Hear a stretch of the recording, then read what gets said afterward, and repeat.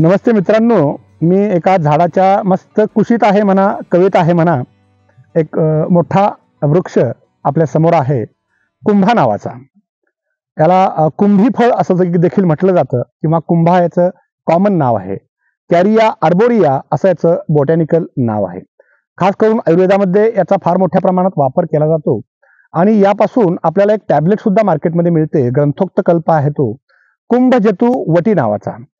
खास करून ही कुंभजतू वटी किंवा हा जो कुंभा नावाचा वृक्ष आहे तो शरीरातील अनावश्यक वाढलेली चरबी कमी करण्याकरिता वापरला जातो. मला वाटतं आज रोजी सर्वात मोठी जर समस्या कुठली असेल तर ओबेसिटी.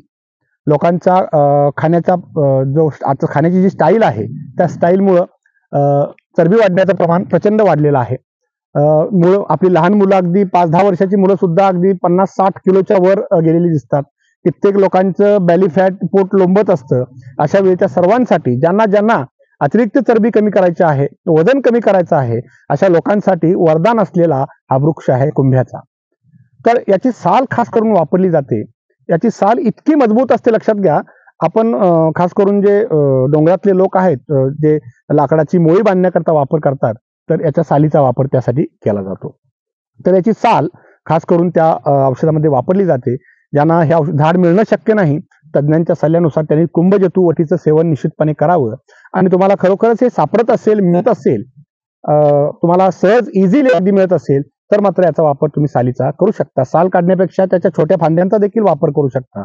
याला साधारणपणे चेंडू इतकी, क्रिकेटचा जो बॉल असतो त्या बॉलच्या आकाराची फळं लागतात आणि याची एक रुजण्याची प्रक्रिया वेगळी आहे, मजेशीर आहे, लक्षात घ्या.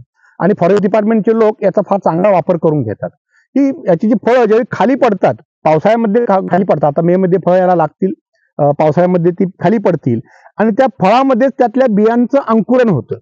ती फळं कुजतात हलकी हलकी आणि आतूनच रोपं बाहेर येतात. ती रोपं बाजूला करून मग आपण लावली तर या झाडाचं संवर्धन आपण चांगल्या पद्धतीनं करू शकतो.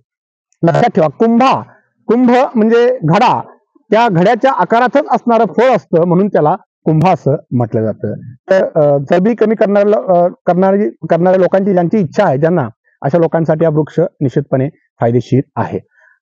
या वृक्ष संपदेचं आपण सर्वांनी रक्षण करा. कारण ग्लोबल वॉर्मिंगच्या या दिवसामध्ये जोपर्यंत जंगलं आहेत, झाडं आहेत, तोपर्यंत आपण असणार आहोत. त्यामुळं सगळ्यात महत्वाचं माझं तुम्हाला एक आवाहन राहील, सेव्ह नेचर.